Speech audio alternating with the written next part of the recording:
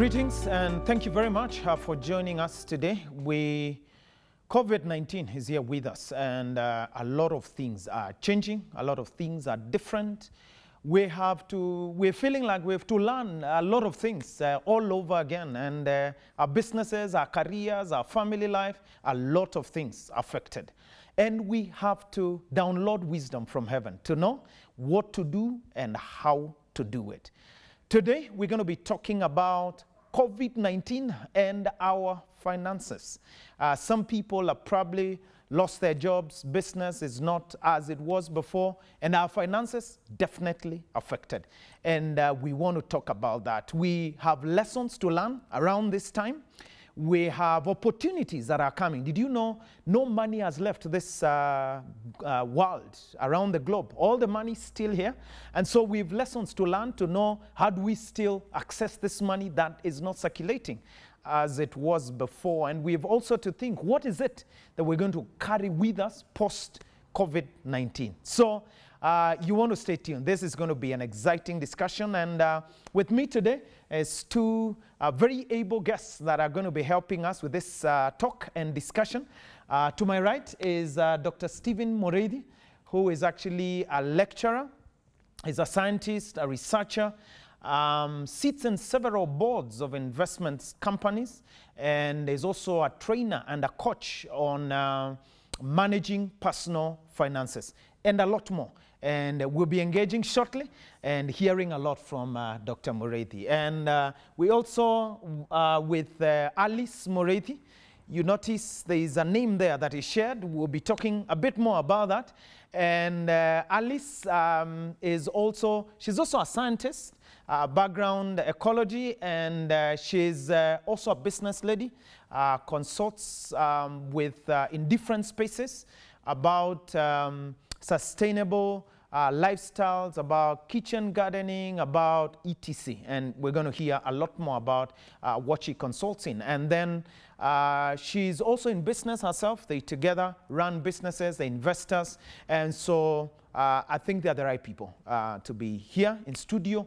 And yeah, needless to say, husband and wife here. And people are fighting, you know.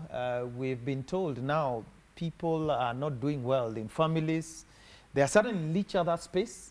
Husbands realize, oh, is this how you fry the egg? I don't like it. And fights begin there. So how is it? Are we fighting? How is it going? Yes, tell us, Dr. Yeah, thank you. Thank you, Pastor Julius, for inviting us here. Yeah. And it's a pleasure to share and speak about this topic that is so much in our hearts, about especially about coaching and training individuals and families on finances, especially on personal financial management. And yeah, people need us not to fight. Yes.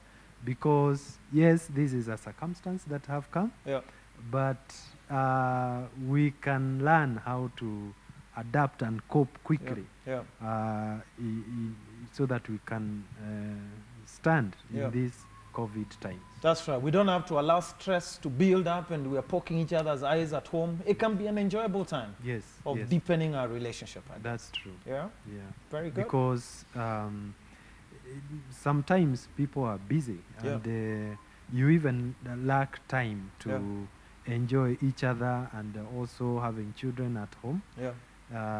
Instead of fighting, this is, for us, it has been a tremendous time. Awesome. Awesome. I know you do a lot of things around the home space.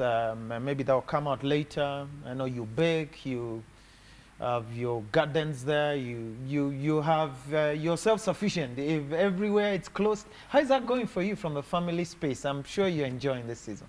Very, very much. Thank you for inviting us to talk about this, because it's profound. How the difference, the gardens, the just being at home, the difference it has made.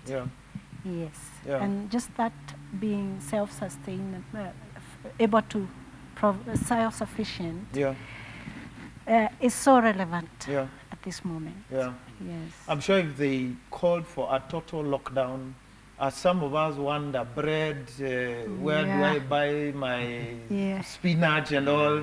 Those are not stresses you're likely to go through, yeah? No, God has blessed us with rain this season. Yeah. And the gardens are doing well. Yeah. Yeah, and now we have more time to put into it. Yeah. And more food. Yes. So, yeah. You may be saying, I don't have space, you know, to garden. Yeah, all I have is a balcony. Let me tell you, you still have no excuse why not to have things growing off your balcony. And she will tell us a bit about that. And quickly jumping into this subject, there are many lessons I think we have to learn. And there's a story that I'm reminded of in Genesis 16. Yes. The first Christophany, and that's just a big word of saying the first time Jesus visited this world, before he came as a babe of Bethlehem, he was visiting a woman that was in crisis. It wasn't one of the patriarchs or one of the prophets seeking God for 40 days in a mountain. It was a woman that was going through a crisis. And when Jesus visited this woman, one of the things noted in this story is that God caused her eyes to be open in the midst of that storm, to learn things that were just around her, but she wasn't paying attention to them before. And so I believe crisis is one of those moments that if you go through a stormy time, a turbulent time, and it ends, and things go back to normal, if they ever do, and you have no lessons that you've taken home, something is wrong. Very wrong. So we have to learn lessons during this season, and I'm sure we are learning, and as we talk finances, COVID-19 and our finances, I'm sure we have so many lessons that we have to learn, we should be learning, and we must learn during and after. Do you want to begin to point out some of those lessons that maybe are beginning to come out around this season? Yes, what I would like to begin with is that, you know, like the book of 3rd John, chapter 1, where it's written that, brethren, I pray that you may prosper in health, even as your soul prospers. And I think it is the will of God and the intention of God that we may prosper. We prosper in good health. We prosper in our souls. Create wealth. And also spiritually, we prosper. Circumstances in life will come. It doesn't have to be COVID. And as we will see in this show, circumstances come. One can lose a job. Business can be affected. But true, if we do not learn lessons that can help us to go higher, become better, then we will live a life of stress. Because one thing that COVID has done is that it has changed the way our life is. Suddenly, you cannot go to job. You have maybe to work from home if it is possible. There are some jobs that is not absolutely closed. To work. You cannot run your business as usual. You even global companies have been affected. In big ways. In big ways. And we see that there is less movement of people. It's only cargo which is moving. So this brings us to a question, for example, when it comes to individual, we need finances and money to be able to live, to buy stuff, to cater for our lives, to cater for our families. But when the income is affected, what happens? That brings us the question, one of the key issue that we would like to focus, even in this discussion, is the income. Because before COVID, how was your income? Then during this COVID, how is your income affected? And then how will it be? And that is a key paramount issue. I think we have three forms of, or we can say there are four sources of money. You can be employed, that you are trading a skill or time for resources. Getting a salary. Yeah, getting a salary, getting a wage. Yeah. You can be self-employed. Yeah. And that means that you offer your time or skill to earn money. You can have a business. Yeah. You leverage the work and time of others. You create a system. Yeah. Or you can invest. And those 4 forms gives us 3 types of incomes: the working income, the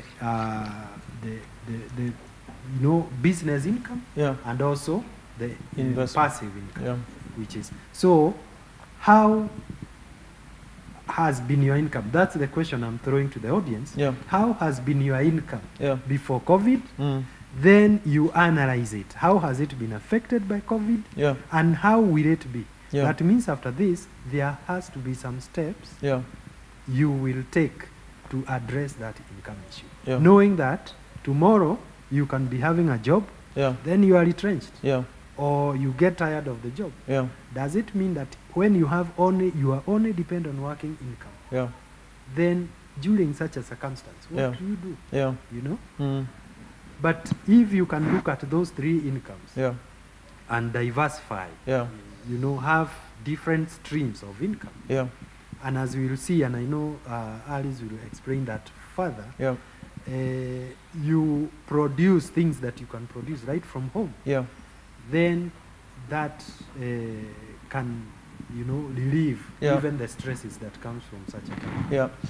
So the first thing that I'm hearing here is reflections of our incomes. Things can happen. That you've been running on an income, stuff happens, and that income is not there. And so being able to ask ourselves, so how am I organized as far as my income is concerned? If a turbulence hits me, will that be, my needs remain. I'll still need to feed, I'll still need to, you know, pay bills, so on and so forth. And some of those bills may not respect the fact that I am being hit by a turbulence or COVID is here. A lot of the landlords are still asking for rent. Kenya Power doesn't know that, you know, it's COVID. If you don't, it won't give free tokens. I wish they could, but you know, they may not give free tokens. So those bills remain. We still go hungry. We need food to eat, you know. And so I hear you say, one of the lessons we must carry here is that a reflection of how my income is organized so that when stuff happens, I can still be able to navigate. I have ways I've organized my income in a way that I can still be moving. Awesome, awesome. Do you want to say a bit more about that, or do you want to throw in another lesson that we can learn from here? True, what you said about income. You definitely need income. But then you also need to go to another level now and analyze and see priority. As we have seen, the income for many people now has been affected. People who especially have been depending on a job, or even businesses have been affected, even investment, every stream of income probably is suffering here and there. So that means prioritizing your spending also, coming to the other side of spending. And it's clear, even the government is talking about essential services only. Now everybody's just essential services.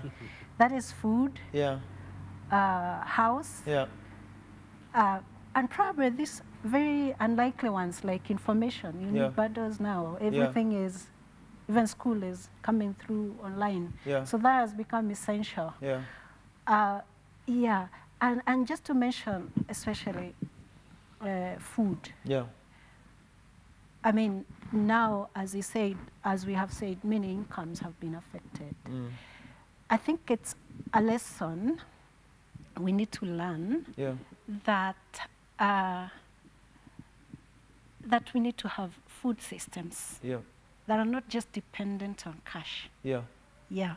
So, I mean, build a way that you can feed, even without money. Difficult. Just look at it. Why do we go to work? Why do we work? Why do we earn?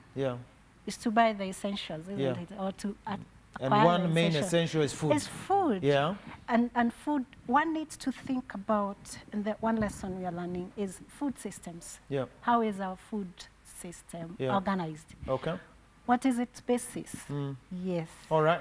And not just food, housing. It becomes very important to think about housing now. Yeah.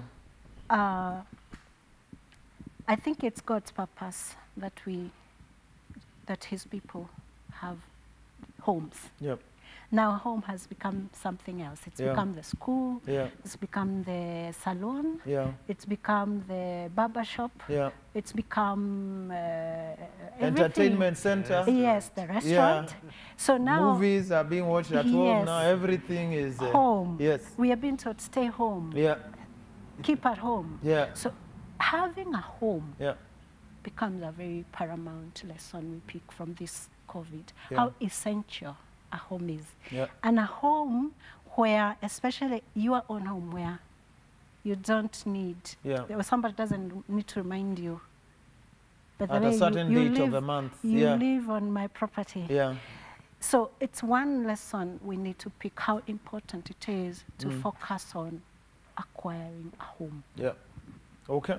Yeah. So you're saying prioritization is another lesson. Yes. We need to learn some things that are very essential for our lives to move well. And you're talking about food systems here. Yes. And you're talking about home. Yes. Just being able to think and realize, hey, if everything goes bad out there, the one place that the people need to retreat to is a home. And I think that's very clear. We've all seen how crucial that is, you know. Yes. If you live in a place where you're not comfortable, you know, this will be a very distressing time, because then, you know, things are, we have to spend a lot of time there. Allow me to take you back a little bit. Food systems. Yes. You know, somebody may be hearing this and thinking, you know, so what do you mean by food systems? My food system is going to Naivas or Quickmart or Marikiti, or that's my food system. Yeah. And we're talking prioritization here. Do you want to say a little bit more, just so that we're on the same page here? What do you mean by food systems? Yeah, I mean, when we talk about food, one of the things that we need to know is that food is produced. Yep. Yeah, whether you buy it, or whether you are given or whatever, you acquire your food. Yeah. It's produced. It doesn't. God is not creating food anymore and dropping it from heaven. It doesn't drop from heaven, unfortunately. Yes. There's no manna coming. Yes. Yeah. So somehow it has to be grown. Yep. It has to be, or if it's meat, your meat has to be produced. Your milk has to be produced. Yeah. Your wheat has to be produced. Yep. Basically, everything we eat has to be produced. If it's not produced, it has to be picked or harvested or harnessed in one way or another. Yeah. So that's where the system should be. You should base your system on a production. Yeah. Or if it's not a production, that's directly related to agriculture, because here we're talking agriculture. Yeah. It's a production that ensures that you are able to access the agriculture. Yeah. Yeah. Whether you purchase it or whether you do it yourself. Yeah. But you need to access the agriculture that brings about food. Okay. Yes. So that means you should organize your system or yourself to know how you can buy food and also access food without money buying necessarily, because probably you may not have the money. Right now we're saying incomes are affected. Yep. But if you had grown your maize, at least you have food. Yeah. You can harvest some maize somewhere. Yeah. Yes.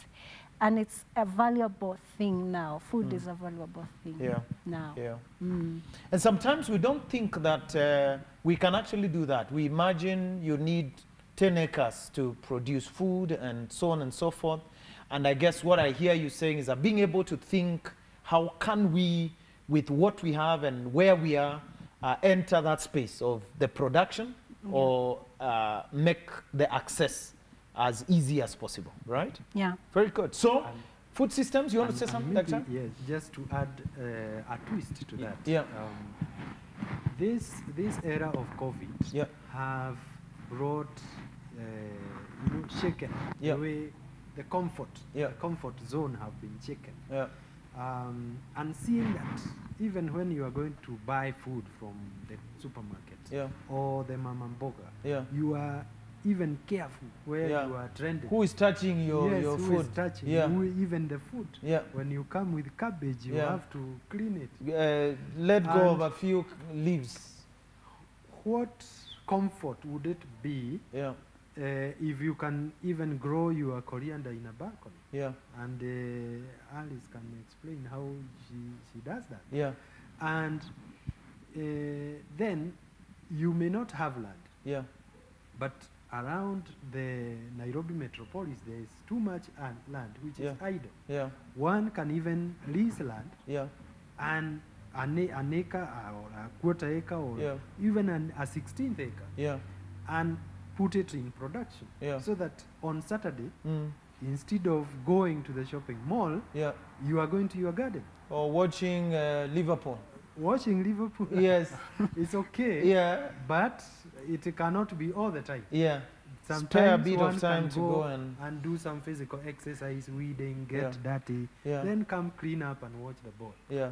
And it is it is something good to think about. Yeah. Yeah. That you beef up, you be part of the equation of production. Yeah. Save some costs and be also sure what you're eating. Yes. Where it is from. Yes. Maybe before we move on, quickly in 1 minute, tell us, so with my balcony, I can get my food down there. Tell us in a minute, how do you do that? Wow, wherever there's a will, there's a way. Yeah. And as long as you know what plants need or require, you can grow anything. Yeah. And you know that plants do require sunlight. Yeah. Plants do require nutrition. And plants do require water. Yeah. That's basically it. And probably air. Yeah. Yeah. That's basically it. So then, with that understanding, if you have a space that has light, and then you can acquire some soil that is rich in terms of nutrients, and you have some water, then you just need to create a container to do that, to contain all those things. And then you put your seeds and grow. Yeah. You can do very many ways, very many types of containers, from milk containers to karai to buckets. Those basins that we stopped washing our children in. Yes, and you don't need to buy. Yeah. You need just to look around your home. Yeah. What's lying there idle. Yeah. Yeah, even a carton box can grow. Wow. Yes. You line it with some polythene paper or something? You just need to line it with polythene on the outside. Yeah. And there you've got a container. Then put it next to the light. Yeah. Because that's where it's, the growing conditions will be. So if it's a balcony you have or a window, then that's just enough. Yeah. Yes. Is this something you're doing? Are there people doing this? Yes, yes, yes, yes. Yeah? We have a movement of women doing this. So I don't need 5 acres of land. I don't need, from my balcony, I can actually enter that chain of food production and feed my children and be fine. And is there anyone doing this? Is it working for them? Have you done this? Tell us a little bit. Yes. You just need to know what plants require to grow, for you to grow anything. And I say this with appreciation that you cannot do everything. You may not grow everything. But whatever you can, please do. So if you know what plants need, and that's sunlight, they need water, they need nutrients, and they require probably air, an aerated place. So that's all you need. And then you put that in a container. whatever container. And you don't need to spend money on that. You just need to look around what has been lying idle in your house that you have not used. Whatever type of container. Those from yogurt. That, yes. From yogurt containers to buckets, to karai, to milk containers, whatever. And with this age, there's a lot of packaging that goes around. Whatever we buy, it's packaged. Do not throw those packaging away if you can use them to grow. So just grow things. Grow your coriander. Grow microgreens. They'll give you vitamins. Some dania. Grow cabbages. Yes, you can grow cabbages in your in your balcony. What you need is not to wait for the cabbage to become a cabbage. Harvest it early, because to be you don't have enough space to wait for 3 months or for 6 months for a full-grown cabbage. But you can do it microgreens. That means 2-3 weeks, you harvest. You pluck out the cabbage, you cook. There's so many things you could do. And your herbs and for your spices. There's so many things you could do on a balcony or a window. Not just a balcony, a window that faces the sun. The window sill outside there. Just be careful as you open the window not to push out or whatever. Yes, and involve children in this so that they will take care of those plants. Because if you plant with them and get them involved, they own the project. And when they own the project, they will actually might even take over from you. The watering, you'll have the labor. Right now we have a lot of labor in the house. You have somebody to do watering for you. There you go. When the markets are closed, you can actually continue surviving. If they put a lockdown and we are unable to go out into the market, look for whatever, you can get it. Maybe just don't grow an avocado tree on your balcony, but I think we can feed. And these are not just stories or theories. She's doing it. There's a movement of women actually feeding themselves off their balconies, you know, and taking care of their children. So we're talking about here lessons to learn during COVID season. We've said analyzing our income, and we're talking about prioritization, seeing, you know, what are the essentials and how can we take charge in a way or be involved in those essentials or run them in a way that we're not just being knocked off our feet by every small thing that comes. We have our essentials in place and you know how to manage that. Tell us, what other lesson do you think we need to be thinking around this time?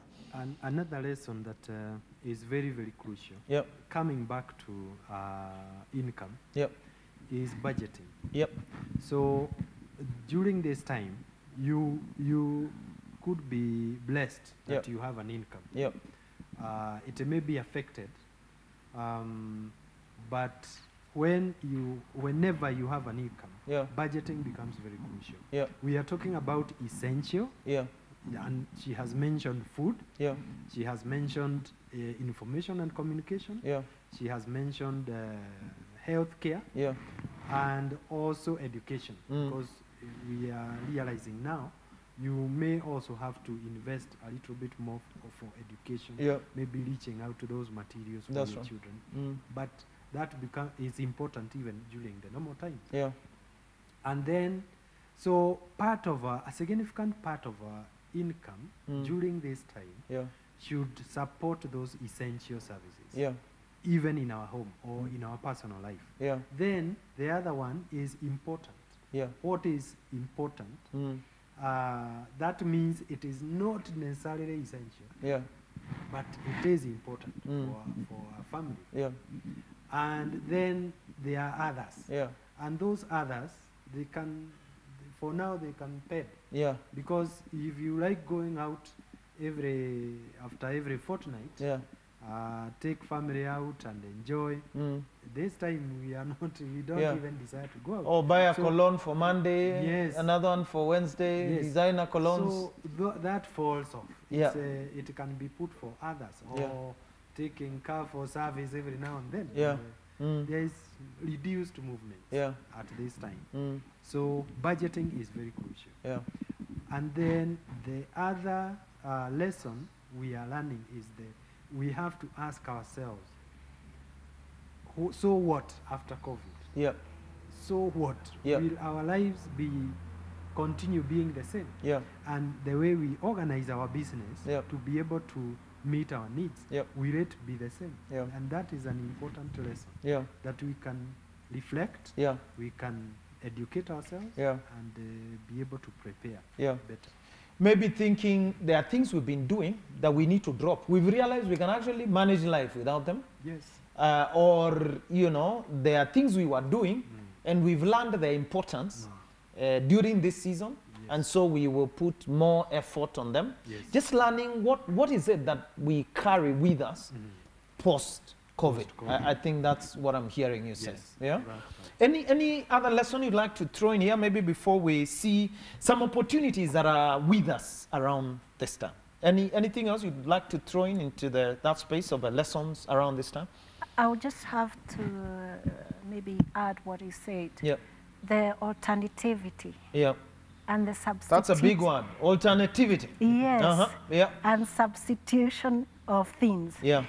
Like, it has just shown us things might take alternative routes. Yeah. So it's possible that things will not continue the way they have been. They were. Yeah. So where are the alternatives?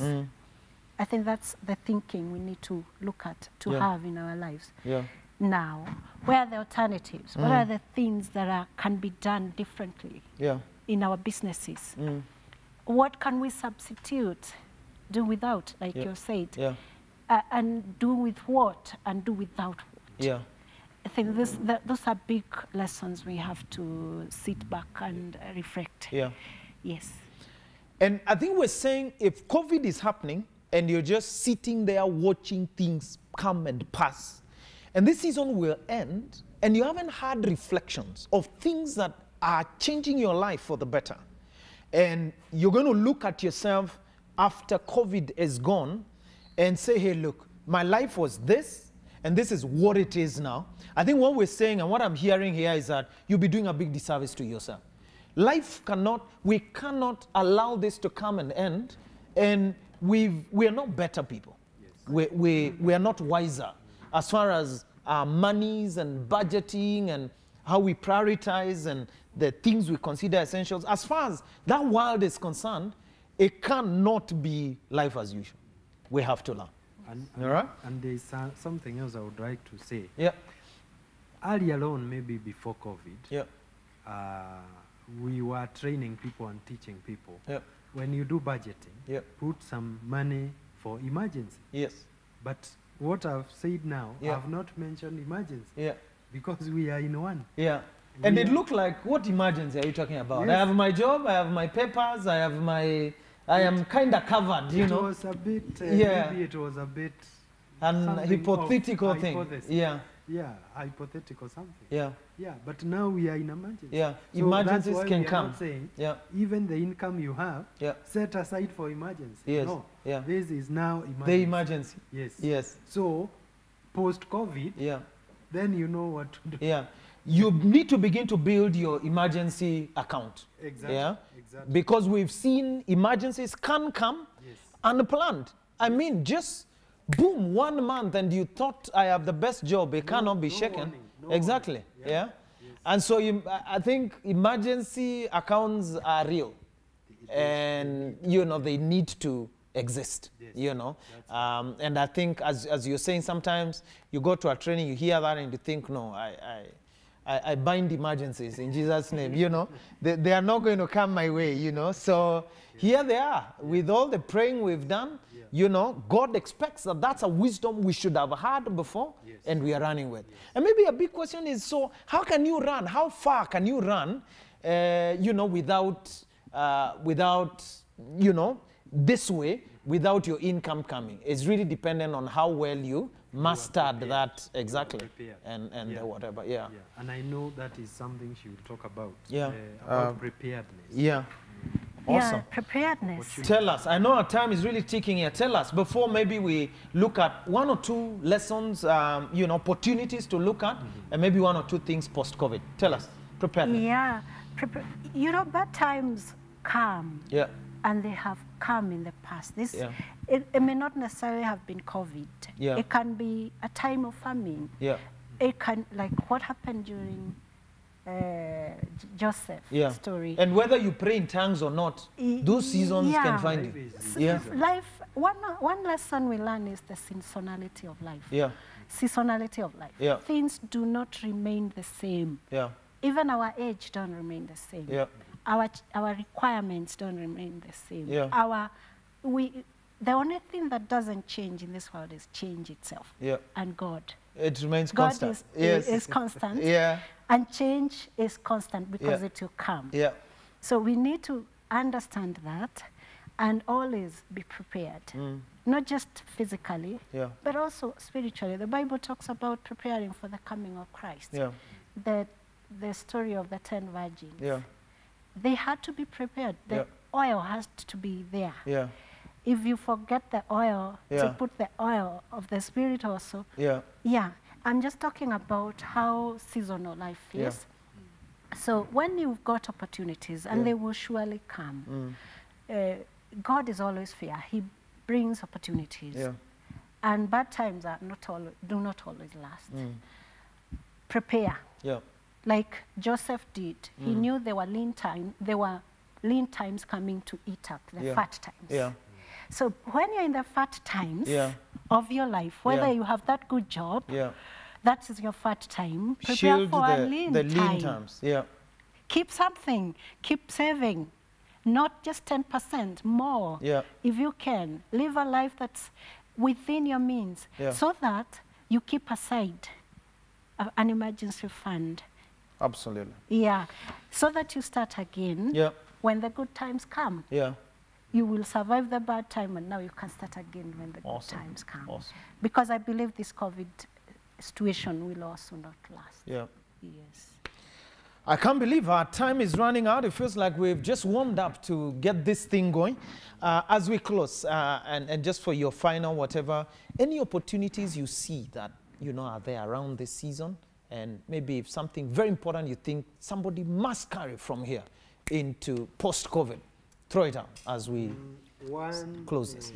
Opportunity that is there is the opportunity to learn. Yep. If you analyze yourself now and find that your finances are doing very badly, it is an opportunity to learn. Don't miss that. You may not have any even opportunity to invest now, because look, during emergency time, it provides very good opportunities to invest. Like now I can give you an example. Shares of Equity Bank, or in January, were going at 54 shillings. Now it's like 34 shillings. So that is a discount, 20. Yes. Shares of KQ were like 10 shillings. Now it's going for less than a shilling. What? And KQ, the government will not let KQ go down. So that company will still wake up. So there are opportunities to invest even now. But if you do not have finances to invest, invest in getting wisdom, in getting knowledge on managing finances, and educate yourself constantly, so that post-COVID, when times comes good for you, then you start immediately.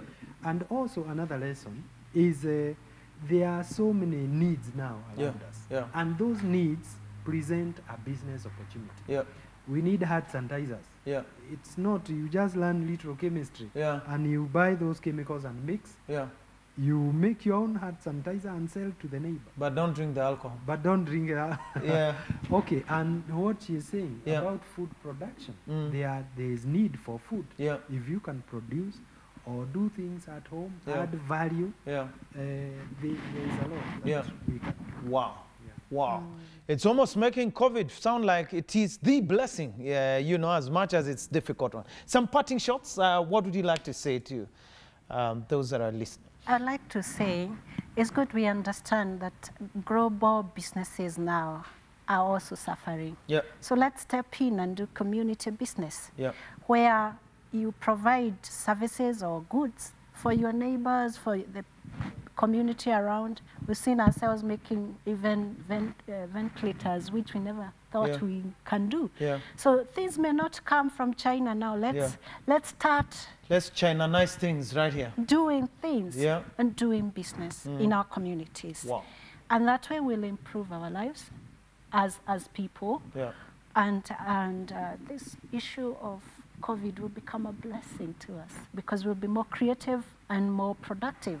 Indeed. Yeah. Indeed. Yeah. Indeed. And maybe lastly, I would like to point out that every penny counts. Yeah. Every penny counts. Yeah. Penny saved, it is said actually that every penny saved is penny earned. Yeah. Penny saved counts. Yeah. And also, the one you can save by doing something different also saves. Yeah. So if you can grow those coriander in a balcony and save 5 shillings, don't despise a shilling. The 5 shillings, It is the same that you need to buy. So if it can be saved and invested, it makes all the difference. Remember, now we are saying coriander is 5 shillings. 1 share of KQ is 0.9 cents. So tell me. Those are shares. Those are shares. Yes. So if you can save it, don't despise it also. Despite, even if it's small, you can invest it. And it lays a basis for... Wow. Wow. I hope if you follow this, your life can never be the same again. Times of storms are times of seeing things in a different light. And I like a point that was thrown out that if you may not have the money to invest, invest in learning. Get some wisdom. Let's become better post-COVID. And I believe this continent of Africa shall never be the same. When the whirlwind passes, the wicked are no more, but the foundation of the righteous remains forever. This definitely cannot end here. And by the way, thank you very much, Daktari and your wife, for coming to just enlighten us. This is stuff, by the way, as a coach, as a train on personal finances and management. These are things that come out there and paid for, but you're privileged to receive them from here. And definitely this cannot end today. We have a part 2 coming up, and be sure to tune in next Friday, same time, same place, so that we can begin to push some of these principles and lessons further and get more insights and wisdom for this season. Thank you very much again. The Lord bless you. Shalom.